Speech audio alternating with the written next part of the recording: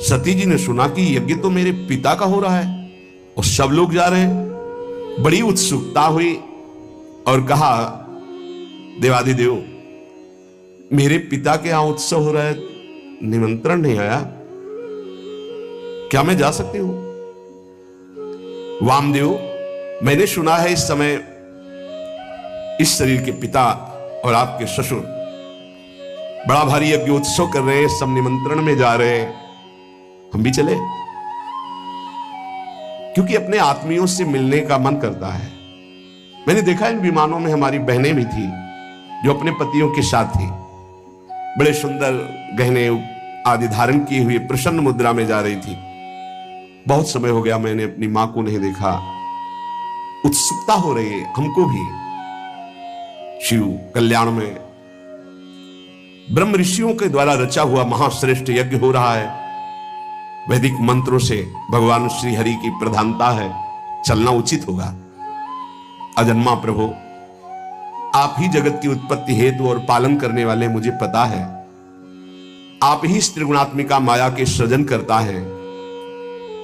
मैं आपसे प्रार्थना करती हूं, बहुत दीन हो रही हूं, क्या आप मुझे मेरे पिता के पास ले चलेंगे, माता के दर्शन कराएंगे, यज्ञ का उत्सव में सम्मिलित होने का सौभाग्य मिलेगा? कुछ नहीं बोले भगवान से। काहे नीलकंठ, आप जन्म रहित हैं, अजन्मा हैं, आप में भले उत्साह ना हो पर मेरा जन्म हुआ है, वो मेरे मां पिता है, मैं दर्शन करना चाहती हूं, उनसे मिलना चाहती हूं। देखो ना आकाश में कैसे राजहंस जैसे उड़ते विमान और उनमें हमारी बहनें जा रही। ऐसी अवस्था में कौन ऐसा होगा जो अपने माता पिता के उत्सव में सम्मिलित ना हो? प्रभु, हो सकता है आपको ऐसा उत्तर देने का मन हो कि उन्होंने निमंत्रण नहीं दिया, तो पति के गृह, गुरु के पास और माता पिता के यहां बिना निमंत्रण के जाना चाहिए, शास्त्रीय सिद्धांत है। ये अंबा जी कह रहे, सती जी कह रहे, भर्तुर गुरुर देह कृतस्य केतनम, गुरु के गृह में, पति के घर में और माता पिता के पास बिना निमंत्रण के जाया जाए, ऐसा शास्त्रीय सिद्धांत। निमंत्रण है तो खास बात नहीं है, बिना निमंत्रण के भेजा है, गुरु के यहां, पति के यहां और माता पिता के यहां। इसलिए आप शायद ये कहना चाहते हो कि निमंत्रण नहीं आया तो मैं नहीं लिवा चलूंगा, तो सिद्धांत है, आपको हमारी इच्छा की पूर्णता करनी होगी। और आपको मैं याद दिला देती हूं कि आपने मुझे अर्धांग में विराजमान किया है, मैं उसी सम्मान को आपको याद दिला रहे हूं कि मैं आपकी अर्धांग हूं, याचना करती हूं, अनुग्रहित कीजिए, मुझे हमारे माता पिता के पास भेज दीजिए। सती जी की बात सुन करके भगवान शंकर थोड़ा मुस्कुराए, कहा, सुंदरी, तुमने ठीक कहा कि बिना निमंत्रण के भी जाया जा सकता है। तो योदितम शोभनमेव शोभने अनाहुता अप्यभियंति बंधुषु ते यदुत्पादित दोष दृष्टयो बलीय सानाम्य मदेन मन्युना। यद्यपि माता पिता, पति और गुरु के यहां बिना बुलाए जाना चाहिए, सिद्धांत है, पर तदपि विरोध मान जहां कोई, तहां गए कल्याण न होई। यदि माता पिता तुम्हारे वैर मानते हो तो फिर नहीं जाना चाहिए, फिर नहीं जाना चाहिए। देहाभिमानी मद क्रोध से प्रबल हुआ, यदि वो अपमान करता हो तो फिर नहीं जाना चाहिए। यह सिद्धांत वहां चलता है जहां देहाभिमान रहित होकर के, मद रहित होकर के, दोष द्वेष रहित होकर के वो जो रिश्ते हैं उनका पालन किया जाता है। विद्या, तप, धन, सुदृढ़ शरीर, युवावस्था, उच्च कुल, ये 6 गुण है, पर अभिमान आ जाए तो यही 6 दुर्गुण बन जाते हैं और उसका नाश कर देते हैं। ये 6 गुण अवगुण जब बन जाते हैं तो महापुरुषों का अपराध करा देते हैं और वो नष्ट हो जाता है जो महापुरुषों का अपराध करता है। मुझे लगता है यदि तुम अपने माता पिता के पास जाओगी तो वो तुम्हें आदर नहीं देंगे, मेरे संबंध के कारण बहुत चढ़ा कर देखेंगे। ऐसी अवस्था में तुम सुख नहीं पाओगी। देवी, बाणों से बिन जाने पर उतनी पीड़ा नहीं होती जब प्रियजनों के द्वारा अपमान होता। सप्ते कठिन जाति अपमाना। जब अपने परिकर के, अपने प्रेमी जन, अपने संबंधी तुम्हें सम्मान नहीं करेंगे और रोष भरी दृष्टि से या उपहास करेंगे, तब तुम्हारा जीना मुश्किल हो जाएगा। इसलिए हृदय को शांत करो और इसी कैलाश में ही रहो। सती जी को भगवान शिव की बात अच्छी नहीं लगी। क्यों? क्योंकि ममता जागृत हो गई तो ममता रत सन ज्ञान कहानी फिर नहीं समझ में आती। मानो सती जी ने कहा कि अगर आप एक बार खड़े होकर प्रणाम कर लेते हमारे पिता को तो समस्या ही नहीं होती, पूरा झगड़ा इसी से तो हुआ। भगवान शिव अंदर की बात जान कहते, सुंदरी तुम ये कह सकती हो कि परमोन्नति को प्राप्त दक्ष प्रजापति पद पर जब विराजमान थे तो आप खड़े होकर प्रणाम क्यों नहीं किया? तुम मेरी आश्रिता हो इसलिए मैं तुम्हें बता रहा हूं, ये खड़े होना, हाथ जोड़ना, प्रणाम करना, नमस्कार करना, ये देहाभिमानियों का व्यवहार है। ब्रह्मबोध संपन्न महापुरुष उसी आत्मस्वरूप वासुदेव का सम्मान करते हैं, बाहरी प्रक्रिया नहीं। अहंकार का पोषण अहंकार शून्य महापुरुषों के द्वारा नहीं होता। इसलिए मुझे लगता है तुम्हें नहीं जाना चाहिए। सुमध्य में ये नम्रता दिखाना, प्रणाम करना, हाथ जोड़ना, ये केवल व्यवहारिक क्रिया है। अगर अंदर के वासुदेव को नहीं पहचानता तो ये सब नाटक हो जाता है। तत्वज्ञानियों द्वारा उसी आत्मस्वरूप वासुदेव का सम्मान होता है, बाहरी देहाभिमानी का नहीं। विशुद्ध अंतःकरण का नाम वासुदेव है, अपने स्वरूप में स्थित होना सबसे बड़ा सम्मान है। ये भगवान ज्ञान स्वरूप शिव का, मैं उसी वासुदेव में निरंतर स्थित रहता हूं, इसलिए न किसी को नमस्कार न किसी को प्रणाम। इसलिए अगर तुम्हें लगता हो कि मैंने तुम्हारे पिता का अपराध किया तो बिल्कुल नहीं। मैं देहाभिमानी को प्रणाम नहीं करता, देह में विराजमान उस आत्म तत्व को नमस्कार करता हूं और वो मैं हूं। इसलिए किसको नमस्कार? कौन? इस समय सती जी को अच्छा नहीं लग रहा है ध्यान में। व्याकुलता देखिए। यदि तुम मेरी बात नहीं मानोगी और जाओगी तो संकेत में बता देता हूं ये तुम्हारे लिए बहुत ही हानिकारक होगा। क्योंकि जब प्रतिष्ठित व्यक्ति की आत्मीजनों के द्वारा अप्रतिष्ठा होती है, अपमान होता है, तो उसकी तत्काल मृत्यु का कारण बन जाती है। वो संकेत में बता दिया। भगवान शंकर शांत हो गए। ये देखकर सती जी को बिल्कुल अच्छा नहीं। खड़ी हुई एक बार देखती भगवान शंकर की तरफ कि अगर मैं जाती हूं तो ये रुष्ट हो जाएंगे, क्योंकि आज्ञा नहीं। एक तरफ विमानों की तरफ नहीं जाती हूं तो माता का दर्शन कैसे होगा, कैसे सुहृदजनों से मिलूंगी। बार बार एक क्रास चिंतन हुआ, हृदय चंचल हुआ। भगवान शिव की तरफ रुद्र दृष्टि से देखा और आंसू भी आ गए कि इन्होंने आदेश क्यों नहीं किया। समझ नहीं पा रहे अम्बा। भगवान शिव कह रहे हैं जब प्रतिष्ठित व्यक्ति की अप्रतिष्ठा जहां होती है तो मृत्यु से बढ़कर दुखदायी होता है। हो सकता है मृत्यु हो जाए, इसलिए नहीं जाना चाहिए। क्रास चिंतन से ही क्रोध का भयानक स्वरूप आता है। देवी सती थर थर कांपने लगी।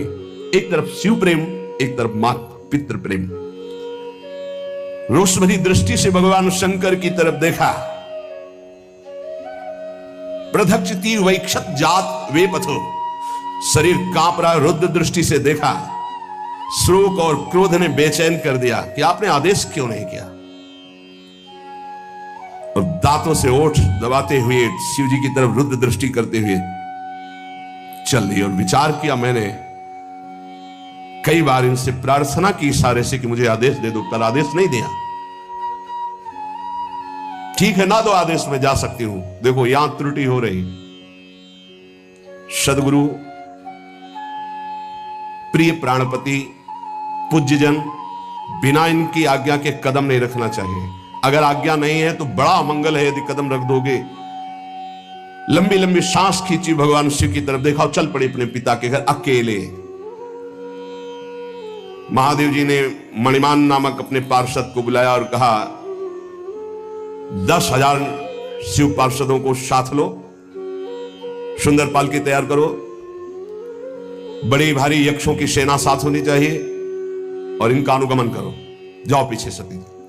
तत्काल सुंदर पालकी की रचना सती जी को विराजमान किया। 10,000 भगवान शिव के पार्षद और हजारों की संख्या में यक्ष सैनिक, क्योंकि कुबेर मित्र हैं भगवान शिव के। नंदिकेश्वर ने कहा, प्रभु पालकी से अच्छा रहेगा, मुझे आदेश कीजिए।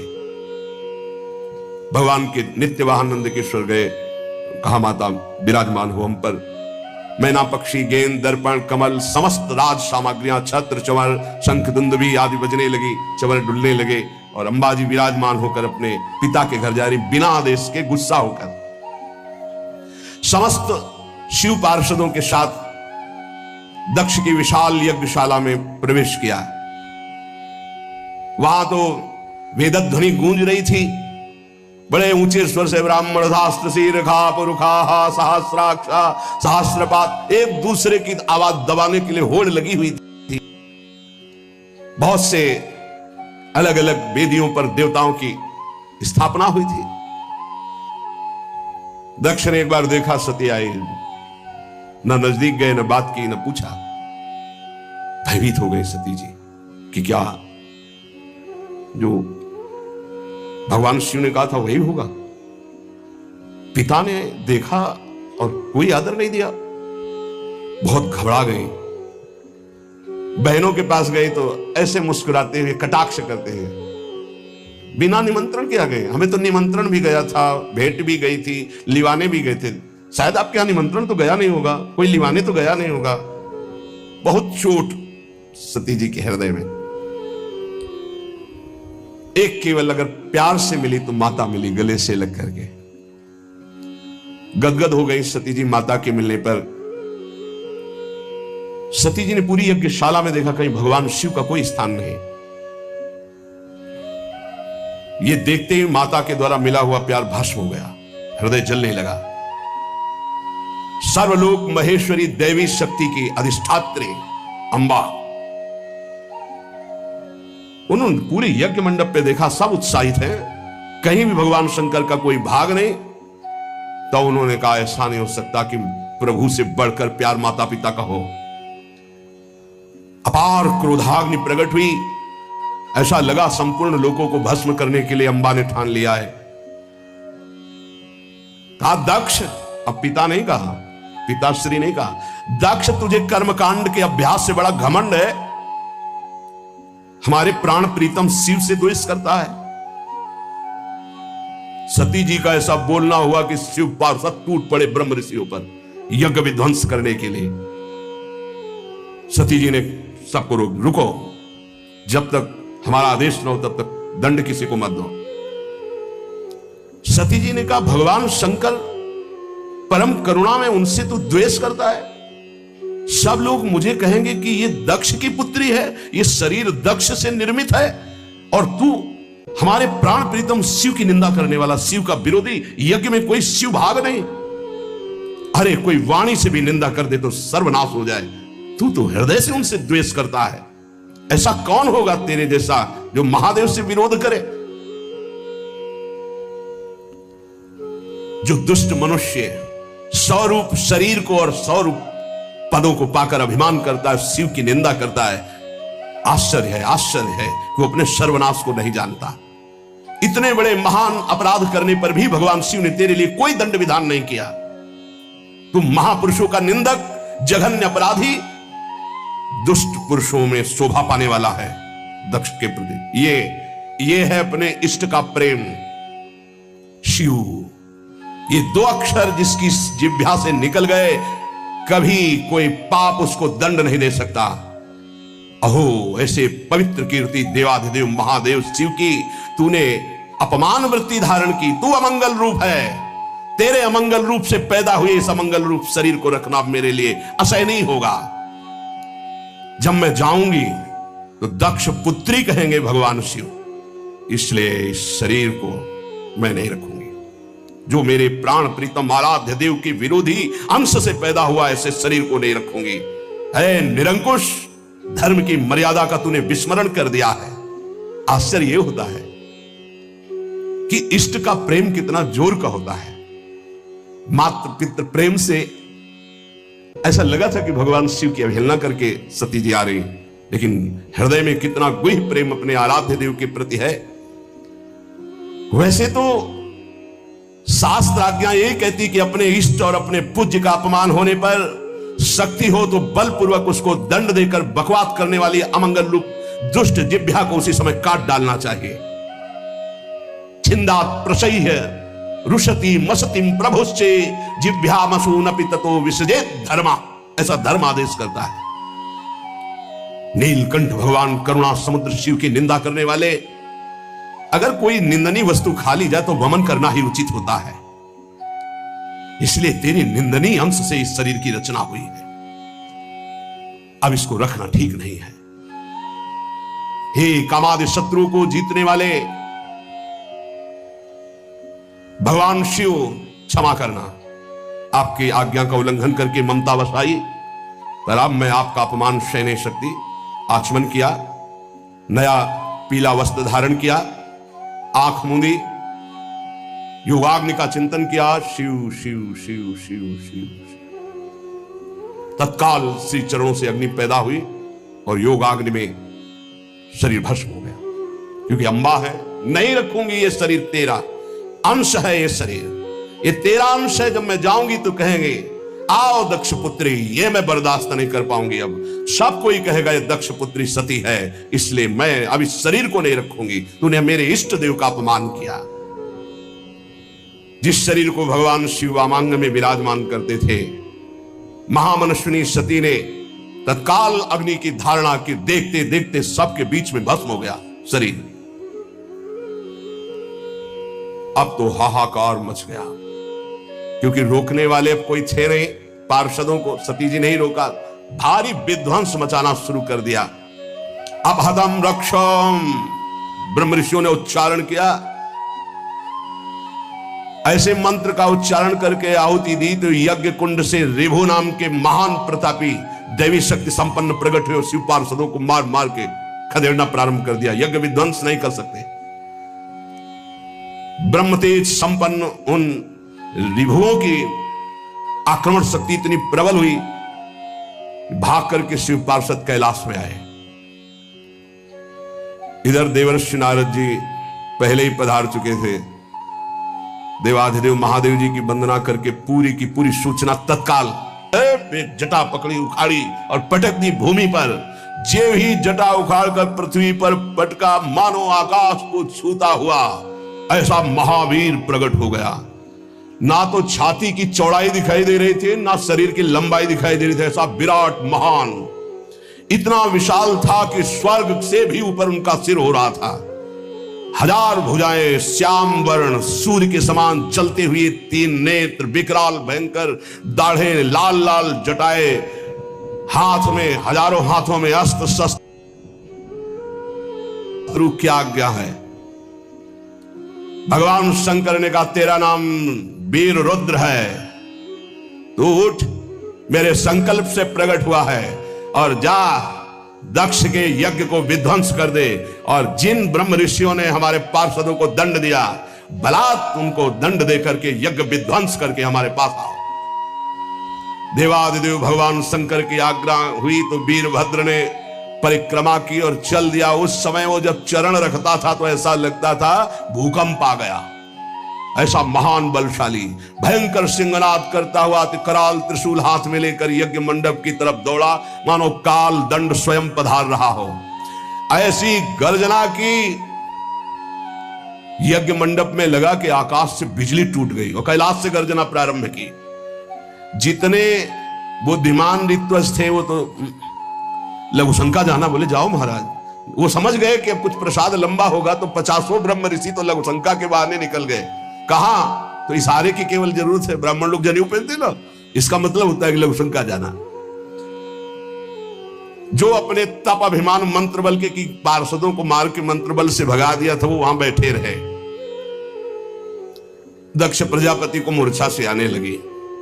अब ये तो लगा है कि सती जी भस्म हो गई हैं, तो सती के पति कुछ करेंगे जरूर। संहार मूर्ति भगवान रुद्रदेव के द्वारा ये जो वीरभद्र है, प्रलय कालीन की अग्नि के समान जटाएं फहराता हुआ, हजारों भुजाओं में अस्त्र शस्त्र लिए हुए, मानो तांडव कर रहे हो। भुजाओं के द्वारा ऐसे वहां पधारे और यज्ञ में आकर के गर्जना की, अट्टहास किया। जितने महात्मा ब्रह्म ऋषि सब बैठे थे वो सब एक दूसरे की तरफ देख रहे और शुरू कर दिया हरिओम हरिओम। वहां कुछ नहीं हो रहा है। अब पहले तो भगवान शिव ने कुछ संकल्प नहीं किया था, इसलिए दैवी रिभु प्रकट हुए। अब कुछ नहीं मंत्र से